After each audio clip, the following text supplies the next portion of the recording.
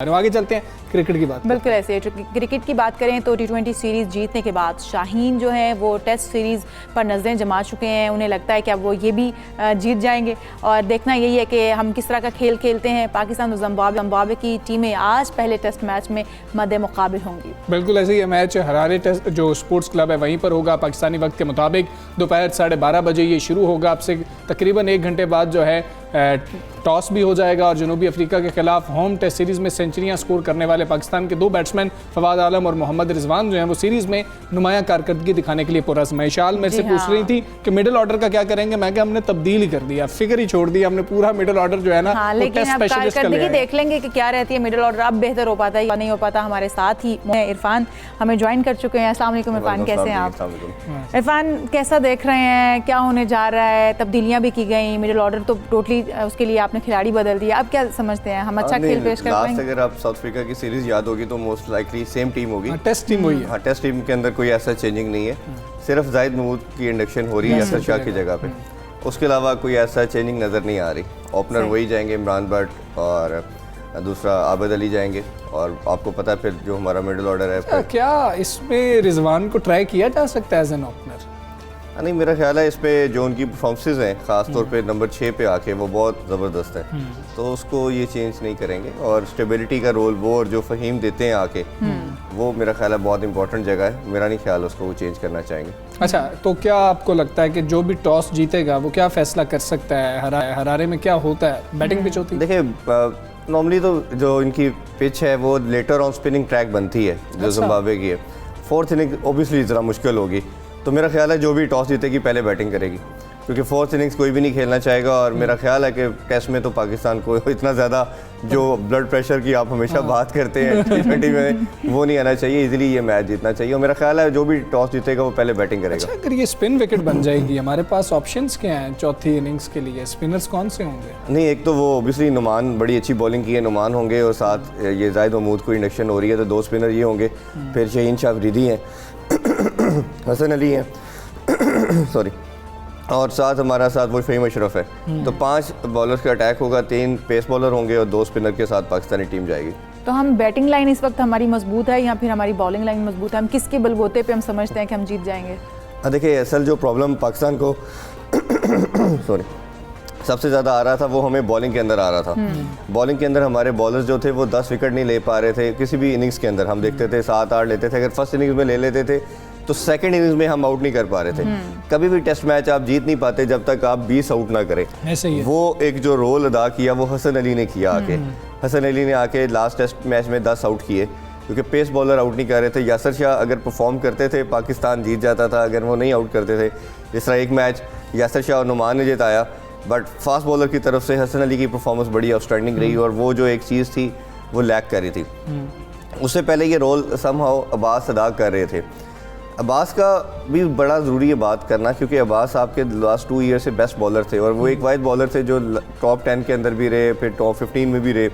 हुआ क्या कि उनका कुछ नॉच पेस नीचे आ गया। नॉर्मली वो जो बॉल करते थे वो 130 के करीब करते थे। अभी जो प्रॉब्लम उनको आया कि उनका पेस जो है वो 120-125 तक आ गया।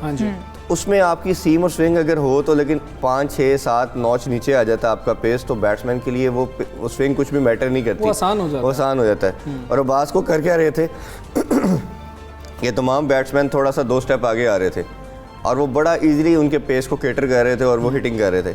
तो ये एक बड़ा ज़रूरी चीज़ थी। मुझे समझ नहीं आई कि उसके बाद उनको 3-4 मंथ कोई काम नहीं किया गया उनके साथ। अब दोबारा देखें वो काउंटी में जाके बड़ी बहुत ज़बरदस्त परफॉर्मेंसेस दे रहे हैं। जी, मैं ये कह रहा हूँ कि हैट्रिक किया ना उधर उन्होंने, 6 आउट किए थे पहले 5 फिर 6 और मेरा ख्याल है कि शायद अपने कैरियर की बेस्ट बॉलिंग कर रहे हैं।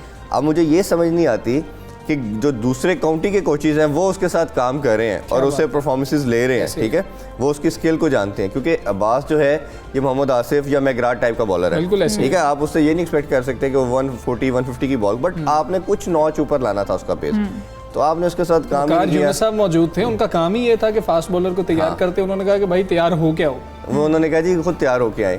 और भी देखे ना कि हमने पहले भी हमजा बात की थी कि आपके जितने बॉलर या जितने बैट्समैन जिन्होंने परफॉर्म नहीं किया उनको आपको रखना चाहिए था। ये जो नेशनल हाई परफॉर्मेंस सेंटर है, आपने देखा सिर्फ नसीम शाह को बुलाया गया, बाकी तमाम कर दिया गया। आपने क्यों उधर नहीं बुलाया जो शान मसूद थे, ठीक है। उसके अलावा अब्बास की हम बात करें जो आपके काफ़ी अरसे से इतना 13 लड़के इन्होंने टेस्ट के अंदर 2 साल में ट्राई किए हैं, क्योंकि टेस्ट का जो स्क्वाड होता है वो सबसे एक स्पेसिफिक स्क्वाड होता है। चले T20 और ODI में अंडरस्टैंडेबल चीज़ है कि आपकी चेंजिंग होती रहती है with the passage of time, but test में नहीं होती। टेस्ट में हार्डली 1 या 2 चेंजिंग होती है जो आपका एक स्पेसिफिक स्क्वाड होता है। बैट्समैन का टेम्परामेंट बनाते हुए इतना टाइम लग जाता है, उसको समझाते हुए कि आपकी इस पोजीशन में टेम्परामेंट से जी मैं वही बात करने लगा था कि आपने एसएच शफीक के साथ क्या किया 10-11 साल जो आपका सबसे मेन प्लेयर था अजहर अली के साथ, ठीक है।